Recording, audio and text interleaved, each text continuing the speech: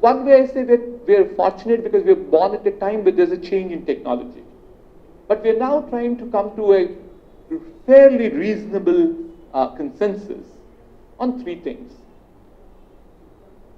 One is that this change will be constant. The second one is the velocity of change will increase. And the third one is the predictability of change will decrease. You never know what comes tomorrow. There could be a new technology that will come in. That's the pace at which this technology is changing. So there are so many of them, and I can go on with the technology changes, but look at the 5 things that I'm very upbeat about.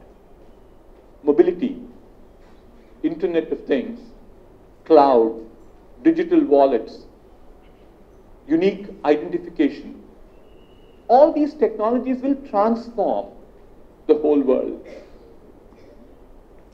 There are 300 million people now on smartphones in India alone. There will be 800 million telephones that are being used at this, mobile phones that are being used at this point of time. I'm sure some of you are very familiar with this word called Internet of Things. IoT it's called. That's a new buzzword or new transformation in terms of technology. What does IoT do? IoT is nothing but a sensor. Sensors sense information. That is now the new paradigm of saying this information, how do I store, process, make it meaningful, and especially at the pace at which it comes. And why is that happening that way? We think it's 2 reasons, or 3 reasons.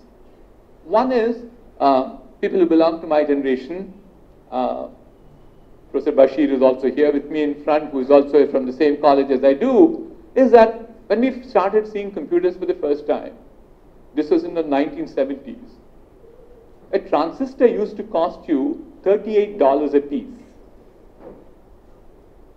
When PCs became very popular, a transistor started costing you $8 a piece. Today, you can get 1 million transistors for $1. So therefore, the availability of transistors, sensors, transducers is the one which is now giving you ability to put all this equipment into every application.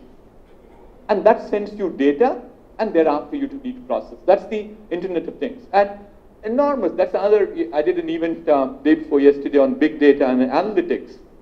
Enormity in terms of type of applications. You might think about just stretch your imagination. Just stretch your imagination of what you would like to think about in terms of applications.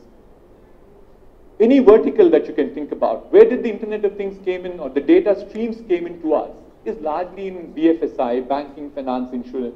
It came in from retail. To a certain extent, it also came in from healthcare. But today you can think about aviation, you can think about mining, you can talk about transportation.